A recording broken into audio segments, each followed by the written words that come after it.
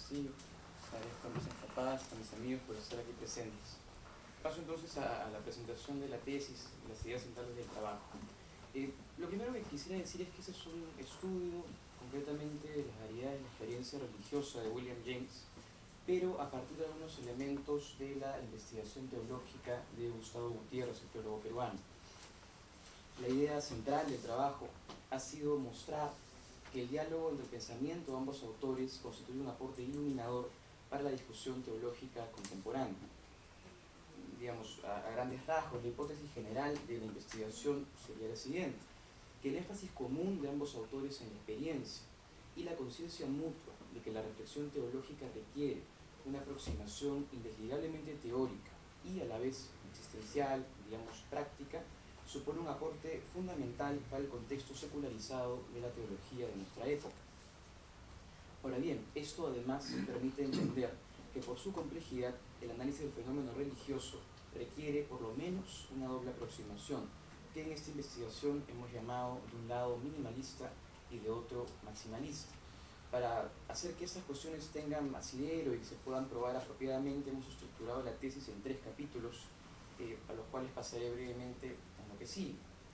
En un primer momento, en el primer capítulo, el interés central fue analizar las tesis principales, tanto de Gustavo Gutiérrez como de William James, en relación al método para sus respectivas disciplinas de investigación. En ese sentido, iniciamos el trabajo con la obra de Gutiérrez y nos detuvimos en 2 cuestiones que nos parecieron centrales.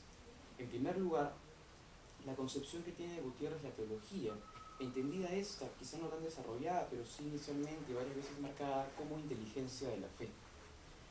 Consideramos que este es un énfasis fundamental y es un énfasis que traslada la mirada sobre la experiencia, lo que Gutiérrez llama la praxis, la dimensión encarnada de la fe, y pues mueve por tanto la mirada respecto de la dimensión metafísica, si usamos la palabra heideggeriana, ontoteológica, la reflexión previa. Eso es un movimiento importante del que evidentemente Gutiérrez no es el único representante, hay toda una corriente previa donde la Nouvelle Théologie francesa quizás sea lo más significativo, aunque eso cabe decir, no lo coloqué en las notas que les paso a ustedes, pero lo he añadido un poco después. Y a esto se añade también una segunda consideración metodológica de Gutiérrez, es esta en hablar de Dios, el sufrimiento del inocente, pero también en teología de liberación de otros textos, es la distinción entre lo que él denomina el acto primero y el acto segundo. Lo relevante aquí es lo que yo he llamado la precedencia ontológica del acto primero, lo que podríamos llamar la precedencia del encuentro personal, la dimensión mística, también la llama Gutiérrez en otros momentos, sobre la elaboración teórica, sobre la articulación teórica que supone la teología en hablar de Dios. En palabras de Gutiérrez, primero se contempla y practica, luego se elabora un discurso teórico sobre Dios. Es importante indicar aquí que no se trata de un desprecio por la teoría, muy importante, sino de situarla apropiadamente. Como bien indica Gustavo Gutiérrez, citando en Teología de Liberación a Hegel, el búho de Minerva alza vuelo, caída la tarde. Estas precisiones que hemos señalado han orientado en buena parte la tesis en líneas generales y lo han hecho con una idea, considero, clara e importante: que obviar el doble nivel de la experiencia religiosa, esta dimensión existencial y la dimensión teórica, es una consideración que no se aproxima a la fe de un modo integral, de un modo adecuado. Ahora bien, utilizando como hilo conductor la primacía de la experiencia en la labor teórica, trasladamos la reflexión hacia William James, con 2 ideas claras al menos. Por un lado, mostrar las afinidades conceptuales con la obra de Gustavo Gutiérrez. Por el otro, con la idea de dar contexto al análisis que realizaríamos después más claramente de las variedades de la experiencia religiosa. Entonces, esto se podría plantear de modo más directo en la obra de James, en este primer capítulo, preguntándonos qué entendemos o qué se puede entender por pragmatismo. Quizá, seguramente, su aporte más importante a la filosofía contemporánea. Siguiendo la forma de clasificación de Ralph Barton Perry, el biógrafo más importante de William James, podríamos trabajar la cuestión a partir de 2 niveles de consideración: lo que James llama el método pragmático y, por otro lado, la teoría de la verdad. En lo referido al método me quisiera concentrar en lo que expresamente dice James, que el método pragmático constituye un modo de interpretar conceptos en términos de sus consecuencias para la experiencia, para la práctica. Es un modo de hacer filosofía, pensaba James, hecho para resolver disputas teóricas. ¿Cuál es la meta del pragmatismo en este nivel de consideración? Porque a veces hay otros, y esto es significativo además, lo dice James en Pragmatismo justamente, hacer que la ciencia y la metafísica sean capaces de trabajar de la mano. ¿Cómo? Preguntaría uno, en la medida en que pueda hacerse que tengan como eje, como base, como fundamento a la experiencia. Y esto es interesante, pues también tiene un correlato y un cierto sentido análogo en la teología de liberación de Gutiérrez. Piensen nada más en la medida en que Gutiérrez trata de combinar en su obra el lenguaje sobre Dios, precisamente, diría uno, con la dimensión científica, concretamente científico-social de la época, y teniendo a la vez, como hacía James, como base la experiencia, aunque claro, en el contexto religioso, la experiencia de fe puntualmente, y en el contexto de Gutiérrez, la fe de la iglesia latinoamericana. La idea, en todo caso, que atraviesa el pensamiento de ambos autores es la siguiente, que las teorías son instrumentos, muy importantes, para interpretar la realidad y nunca fines en sí mismos. Esto lo veremos desarrollado en un momento más adelante. Dicho esto, en relación al método, pasaría yo a hablar de la teoría de la verdad, aunque lo haré de modo breve. Lo que indica James al respecto, en varios textos, concretamente en Pragmatismo sobre todo, es que la verdad es algo que se verifica en la experiencia, es algo que se verifica por sus consecuencias prácticas.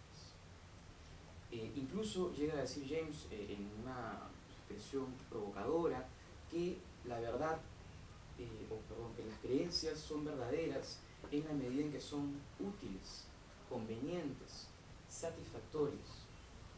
Por cuestiones de tiempo, no pretendo entrar en las precisiones más técnicas respecto de estos conceptos, sin embargo señalo que esto ha sido estudiado con detalle en la tesis, y lo que sí me interesa mencionar, sin embargo, son las semejanzas que esta concepción de la verdad tiene con la reflexión teológica de Gustavo Gutiérrez.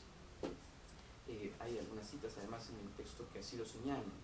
Pero la confluencia de las teorías de la verdad de ambos pensadores se debe en realidad al explícito trasfondo bíblico de ambos, ¿no? En Gutiérrez, evidentemente, por su carácter de teólogo cristiano, pero también eso se ha referido en el texto con la expresa asunción de la máxima de Mateo 7, 15, 20 por Charles Sanders Peirce, que es asumida también por James, la idea de que uno conoce al creyente por los frutos, ¿no? Y eso está también en la tesis, una nota donde se indica claramente que Peirce, ante las objeciones que surgían, asumía que este era el fondo del pragmatismo en realidad, ¿no?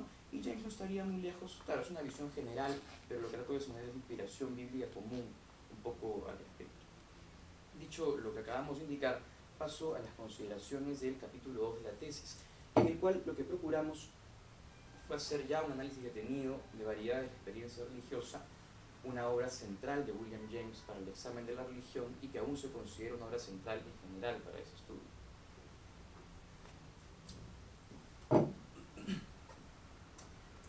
Ahora, indíquese lo siguiente. Nuestro análisis de variedad de la experiencia religiosa no ha sido exegético. Más bien, se ha tratado de trabajar la obra en función a una hipótesis general, la misma que fue anunciada al inicio de esta exposición, lo cual no ha quitado, por supuesto, el trabajo riguroso, pero sí una interpretación puntual de la obra, que tiene algún respaldo en algunos pensadores como Hollinger, Crawford, pero que en realidad no está muy, no lo he visto en todo caso ya muy elaborado. Ahora bien, en ese sentido, la obra de James es analizada como un ejercicio de articulación fina, compleja también, de dos formas de aproximarse a la religión. Eso es lo que yo he tratado de defender en la tesis. La primera ha sido denominada minimalista, y yo, resumiendo, claro, he tratado de indicar que se trata de un ejercicio de abstracción que considera a la religión en su modo más básico, más nuclear, como una experiencia transformadora, no autogeneradora, y que considera también las consecuencias prácticas positivas derivadas de la transformación religiosa, como que el núcleo central del análisis que desarrolla James. A partir de eso, lo que se busca es la legitimación pública de las creencias religiosas, para lo cual se hace necesario la relativización de cierto nivel de diferencias y se procura más bien la unidad en el ámbito sobre todo público, ¿no? Sobre eso se puede volver más adelante, lo haré además, y sobre todo en las preguntas. Y de otro lado está la dimensión que yo he llamado maximalista, que corresponde más bien al correlato de lo primero, ¿no? Las tesis más densas, que son las que diferencian por sus peculiaridades a las religiones diversas, y que suponen pues creencias muy específicas, y esto último es muy importante, encarnadas en la integridad de la vida cultural, económica, política, etc. Esta doble consideración, y sobre todo la segunda, va a ser muy importante para los comentarios finales que realizaré en torno a la relevancia de la obra de Gutiérrez. Muy bien, dicho esto, para demostrar la existencia, así como la relevancia de esta doble aproximación, hicimos pues algunas consideraciones. Una de las primeras es una consideración de orden terminológico, ¿no? Traté de diferenciar en la tesis, espero que con algún éxito, los conceptos de experiencia religiosa, de religión y de teología. La experiencia religiosa, bueno, los tres, dichos de paso, son conceptos que menciona James, pero que a veces de un modo un poco difuso, me traté un poquito de ordenarlos. Lo primero es la experiencia religiosa. Dije en el texto que se trata de un término englobante, pero que en sentido estricto me refiero con él a las experiencias y sentimientos de orden personal, si se quiere la parte más psicológica de la experiencia religiosa, o, para usar el lenguaje de Gutiérrez, a la dimensión más mística o contemplativa. La religión, de otro lado, que si bien pues, está incluye la experiencia religiosa, pone mayor énfasis en la dimensión social, histórica, en la articulación de esa experiencia, digamos, individual, personal, psicológica, pues en una narrativa encarnada, histórica, como decía, ¿no? Y es lo que podríamos llamar, según la terminología de Gutiérrez, la práctica, la acción, etc. Ambas, religión y experiencia religiosa, tal como aquí han sido consideradas, constituyen lo que en la terminología de Gutiérrez, mencionada hace un momento, constituye el acto primero. Ahora bien, no se trata, dicho sea de paso, de demarcaciones absolutas, no es algo que creo que se puede intuir. Sin embargo, son diferencias de orden analítico que ayudan precisamente al examen, y esa es la razón por la cual se ha establecido cierta precisión aquí, ¿no? Finalmente, el tercer término en cuestión es el de teología, que se entiende aquí como una reflexión teórica sobre lo que en Gutiérrez también podríamos llamar la contemplación y la acción, una reflexión teórica de la articulación entre religión y experiencia religiosa según la terminología que acabamos de acuñar. Es la teología, digo, inteligencia de la experiencia de fe, y es en ese sentido, también usando la terminología de Gutiérrez, acto segundo. Hay que notar, sin embargo, que la teología es evidentemente parte de la experiencia religiosa, entendida por el texto está como un todo. Pero, y esto es algo sobre lo cual Gutiérrez es muy enfático, y James a su manera, siempre supone como pensarla desde fuera. Es en ese sentido pues un momento segundo. Por eso la mención de Hegel y la del dúo de Minerva, ¿no? Los hechos pasan, siempre menciona Gutiérrez, y la teología y la filosofía llegan después, pero llegan a elaborar sobre eso y en la medida en que pueden iluminar también el camino, ¿no? Ahora, ¿por qué fue necesario o importante hacer estas precisiones conceptuales? Por lo menos por dos razones. La primera es para conectar nuevamente el trabajo de Gutiérrez y de James, que siempre es una constante en la elaboración de la tesis. Y la segunda, quizá más significativa, para ir consolidando una terminología que legitime que consideremos la variedad de la experiencia religiosa como un texto teológico. Y esto sí me parece importante porque pues, son una de las variables finales de la exposición. A partir de lo que estamos diciendo, se puede notar, por un lado, la unidad orgánica de la experiencia religiosa, pero del otro, la necesidad de establecer en ella dimensiones. Dimensiones que se establecen con el fin de mostrar cuándo y por qué, de ahí su significado, es pertinente un discurso minimalista, un discurso teológico minimalista, como lo he llamado yo. Dos consideraciones al respecto. Fíjense en lo siguiente: si solamente nos movemos en el ámbito confesional de la contemplación y la práctica, posiblemente el minimalismo teológico sea una cosa irrelevante. La fe en ese sentido pues es una fe compartida, asumida, y como se ha estudiado además, una fe que mayormente, no siempre, no necesita legitimación. aunque sí, por supuesto, profundización pastoral, que es básicamente lo que hace la teología sistemática. En cambio, en el terreno público, diríamos, todo con David Tracy, universitario, de la sociedad en general, sí se hace necesaria más, y en el sentido sugerido, por supuesto, la reflexión teórica, en el sentido minimalista de encontrar estrategias de relativización de las creencias y la búsqueda de mínimos compartidos, y eso es importante, precisamente a través de una profundización y reelaboración de la propia fe contemplada y actuada. Aquí la continuidad es muy importante. Y esto ayuda, por supuesto, a encontrar puntos de encuentro con confesiones religiosas distintas, sobre todo en un contexto de diálogo interreligioso como el de nuestra época, o incluso con gente pues, que no comparte la fe, que no tiene ninguna creencia en particular. Aquí quedan descartadas, por supuesto, al menos para la reflexión filosófica seria, las opciones integristas, fundamentalistas. La idea es tratar de dar una respuesta pues, reflexiva, filosófica, que sea fiel a la experiencia de fe, pero a la vez a las demandas públicas de legitimación de la misma. Muy bien. Establecidas estas consideraciones un poco más metodológicas, pasé al estudio directo de los argumentos de fondo de variedades de la experiencia religiosa.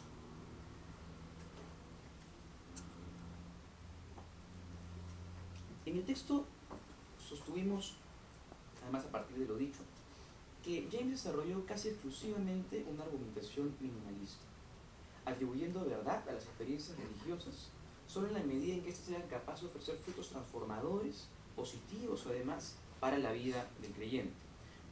William James quería que la religión, esto ha sido indicado con cierto detalle en la tesis, pasase por el escrutinio de la ciencia. La idea de James era que la religión pudiese demostrar, por ponerle un nombre, sus cartas de ciudadanía, mostrar que no era una quimera, y sobre todo contra William Clifford, claro, este era un debate anterior, que no era un acto irresponsable. Clifford decía que la creencia era un acto inmoral, irresponsable, al no tener evidencia empírica precisamente. En respuesta a eso, de cierta manera, es que James procede. Al mostrar James la relevancia práctica y social, le hace pragmática, de la fe, lo que pretendía mostrar con claridad es que la religión no constituía un absurdo. Esta reducción pragmática en las consecuencias hace de Variedades un texto minimalista según nuestras consideraciones, un punto de encuentro común entre creyentes y no creyentes a partir de la dimensión palpable y positiva del fenómeno religioso, evitando así un análisis que requiriese una confesión religiosa particular para ser aceptada. Es un ejercicio de legitimación pública de creencias religiosas, de búsqueda de consensos, como se ha indicado ya algunas veces. Sin embargo, y esto es importante, las complejidades surgen muy prontamente en el análisis que James realiza en un texto más amplio de casi 500 páginas. Y surgen cuando uno se concentra en un fenómeno en el cual yo traté de concentrarme en la tesis y al cual James le da mucha importancia, que es el de la conversión, o fenómenos adyacentes como la santidad, el misticismo, o como se denomina también en la literatura contemporánea sobre conversión, intensificaciones de la experiencia de fe. La pregunta que James maneja a ese respecto es más o menos la siguiente: ¿es suficiente para explicar el fenómeno de la conversión la reflexión meramente naturalista, o podríamos hablar de una dimensión de algo más? Lo llama expresamente más modo, ¿no? Siguiendo las investigaciones más avanzadas para la época, fines del siglo XIX, comienzos del XX, yo estoy pensando concretamente en quienes cita James, que son Freud, Janet y Myers. James persiste, aún en el tono científico pragmático, en su experiencia de búsqueda de consenso. Y el primer consenso, recordemos además, eso quizá no lo he mencionado, pero está en la tesis, que James estaba dirigiendo en las conferencias Gifford a un auditorio básicamente científico y escéptico, y esto es bien importante, ¿no? Entonces la idea era persuadir a este auditorio según sus condiciones epistemológicas. Y en ese sentido parte de una premisa científica que estaba más o menos aceptada en la época, a saber, que el yo era una entidad compleja y no lineal. Eso es un descubrimiento. Janet, Myers, el mismo James, Freud estaban más o menos de acuerdo con esta idea, y en ese sentido una tesis científica validada, digamos, por el auditorio. Ahora bien, partiendo de la idea de este yo complejo y no lineal, a lo que va James a afirmar que todo indica que al menos la conversión puede atribuirse a un nivel no explícito de la psique. No obstante, y eso es significativo, ese nivel de la conciencia, para el converso, parece conectarse en su dimensión más profunda con algo más, con una entidad externa a la que atribuye su propia conversión. Entidad externa que, dependiendo del lenguaje y las categorías, podemos llamarlo sagrado, la divinidad, Dios, etc. La explicación naturalista lo que pretendía decir es que esta experiencia de conversión es una experiencia meramente psicológico-material, digamos. Lo que estaba empezando a abrir James era la posibilidad, científicamente, al menos de que sea legítimo pensar en una dimensión externa. Sea este Dios cristiano o no cristiano, para el momento no era relevante, pero sí la posibilidad racional y científica, bajo las consideraciones de la época, de que era posible. William James concluye, entonces, probada científicamente, y esto es importante, bajo los criterios de la ciencia psicológica de la época, que existían diferentes dimensiones del yo, y que estaba abierta la posibilidad de que la más profunda de esas dimensiones pudiese estar en contacto con una entidad externa, se abría paso la posibilidad, la legitimidad de la hipótesis, como la llama en el texto, teológica, a saber, la existencia efectiva de una entidad externa, de un Dios. Existencia, eso es importante, que se muestra como legítima, como probable, no como algo pues, científicamente demostrado, ¿no? Pero no tendría por qué tampoco, si se tiene en cuenta además las consideraciones pragmáticas que hemos hecho al inicio.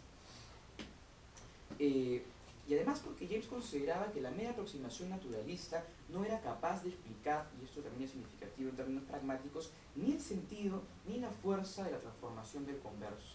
Poder explicar uno separado del otro, y eso está también en la tesis, pero no la unidad de esta cuestión. Y además, si uno revisa los estudios contemporáneos de psicología de la conversión, se da cuenta también de que esta idea de probar científicamente si la conversión está hecha por una entidad externa no es tan importante, sino que la forma en que se concibe la conversión tiene que ver con criterios pragmáticos y discursivos, digamos. La conversión, eso está en el texto de Richardson, por ejemplo, 85, se considera religiosa cuando el discurso es religioso. No es que haya una cosa por antonomasia de conversión religiosa, pero bueno. En suma, lo que quisimos afirmar aquí es que hacia el final de la obra, en la sección de conclusiones, aparece una segunda línea de análisis.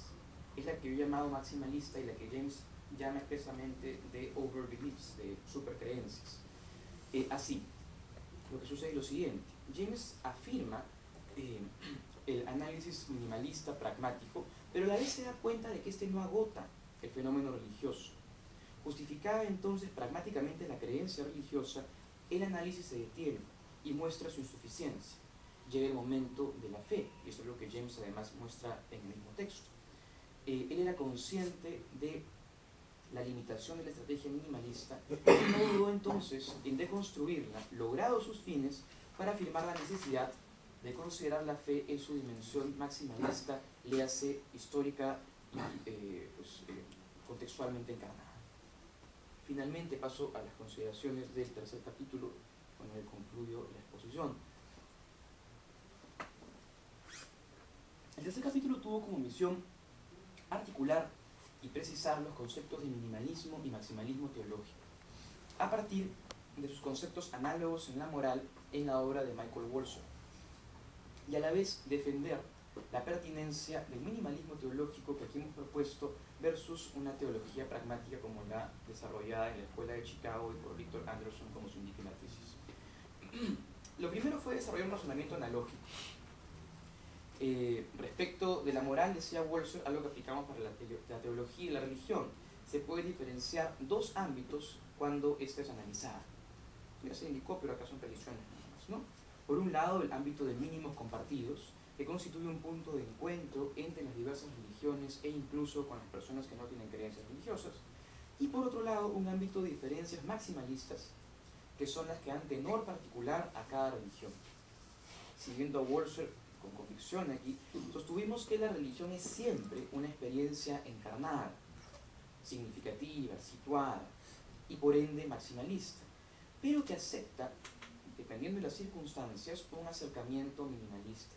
Circunstancias que son normalmente de conflicto, ya sea práctico o teórico, ¿no? Cuando hay conflictos de esa naturaleza, incluso se hace en la tradición teológica, hay que volver a las fuentes. y es un poco la idea que está aquí detrás. En un segundo momento de la investigación, en el tercer capítulo, sostuvimos esta discusión entre la teología pragmática estudiada por Anderson, ese teólogo americano de Princeton, y el minimalismo teológico de la propuesta que hemos hecho. Para ello establecimos algunas consideraciones. En primer lugar, dijimos que la obra de Gustavo Gutiérrez era subsidiaria del marco epistemológico de la secularización, razón por la cual yo denominé a esta obra o al trabajo de Gutiérrez una secularización ortodoxa de la teología. Se trata de un análisis que ofrece, aunque no de modo expreso, una orientación minimalista, pero que nunca descuida las dimensiones encarnadas y situadas en la experiencia de fe. Sobre esto volveremos al final porque lo considero una ventaja determinante. Y en un segundo momento, en el tercer capítulo, en esa segunda sección, tratamos de examinar cómo es que comprendía Anderson la teología pragmática y por qué objetábamos su posición. Primero indicamos que no existía ninguna incompatibilidad estructural entre pragmatismo y teología, como habían sostenido Richard Rorty y Jeffrey Stout. Esto se debía en realidad, como critica bien Anderson, debido a percepciones tanto de Rorty como de Stout estáticas de la reflexión teológica. Pensar que es pues una especie de cuestión inmóvil que nunca ha cambiado históricamente, ¿no?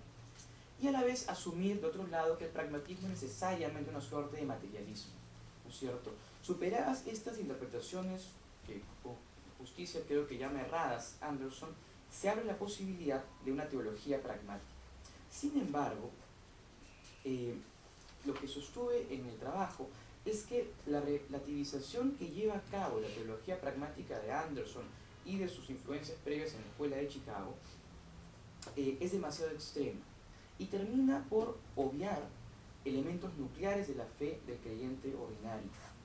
Se convierte en una suerte de moral civil sin verdadero tenor religioso, un tipo de religión, y esto es importante, en la que el creyente común no se reconocería. Y es por esto que termina logrando más feliz, termina pues, desconectándose de la praxis. Y esto termina por atentar contra un principio básico, tanto de la teología de liberación como del pragmatismo, y es que la experiencia sea la fuente. En ese sentido, finalmente, defendimos la idea de un minimalismo teológico pragmatista. Indicamos allí que se trataba de una estrategia de argumentación que se despliega en contextos determinados de conflicto y cuya única finalidad, y esto último lo recalco, vía el epogé, vía la abstracción, es un ejercicio de abstracción, es establecer puntos de conexión entre las partes en disputa. Para hacerlo, relativiza creencias maximalistas, con el fin de ganar el camino para el diálogo. Al quitar pues, las peculiaridades se pueden buscar puntos de consenso común. No obstante, y esto es importante, no es más que una abstracción analítica y circunstancial, no una teología. Si aceptásemos una teología pragmática, al menos en los términos propuestos por Anderson, desconectaríamos a la reflexión teórica de la experiencia práctica y traicionaríamos todo el énfasis que hemos tratado de dar a este trabajo, recogiendo la inspiración de James y de Gutiérrez. Por ello, concluimos que la teología de liberación de Gustavo Gutiérrez muestra su relevancia contemporánea, en tanto se constituye como una reflexión capaz de articular la inteligencia de la fe, la inteligencia y la experiencia religiosa, léase teología, articular en ella, decimos, elementos minimalistas con la densidad propia de una fe encarnada en el día a día, lo que hemos llamado maximalismo. Por ello es significativo que los ideales de la teología de liberación hayan sido capaces de convocar a personas de muy diverso origen, muchas de las cuales no tenían confesión religiosa alguna. Piénsese nada más en el caso de José María Arguedas, la amistad final que tuvo con Gutiérrez y la confesión del propio Arguedas, que cuenta a veces Gutiérrez en anécdotas, de que si él hubiera conocido este Dios, el cual predicaba la teología de liberación, seguramente nunca hubiese sido ateo, ¿no es cierto? Sigo entonces. Se trata pues de una convocatoria en torno a ideales generales que eran capaces de llamar sobre sí no solamente a pensadores religiosos, sino a aquellos como Arguedas que no tenían esa convicción, a partir de una idea muy mínima pero importante y compartida, que es la lucha en contra del sufrimiento del inocente. Al beber de la experiencia, Gutiérrez logró consolidar un núcleo de mínimos convocantes para creyentes y no creyentes, a partir de la idea de la transformación de las estructuras de muerte y opresión, sin perder por ello la perspectiva de fe, como sí lo hace, a mi juicio, y creo haberlo demostrado, la teología pragmática. Todo lo contrario, a través de 40 años de trabajo pastoral e intelectual, Gutiérrez ha ayudado a consolidar la perspectiva de liberación, la llamada opción preferencial por el pobre, como el carisma propio de la Iglesia latinoamericana, como se ha indicado en las últimas conferencias episcopales latinoamericanas. Una perspectiva teórica, y eso siempre lo señala Gutiérrez, que no viene de fuera, sino que surge de la propia experiencia del caminar de la fe en la Iglesia. Concluyo entonces indicando que los aportes metodológicos de ambos autores y lo que esto significa para el estudio de variedad de la experiencia religiosa constituyen un análisis iluminador del fenómeno religioso que aporta cuestiones fundamentales para la discusión teológica contemporánea. Muchas gracias. Bien, damos la palabra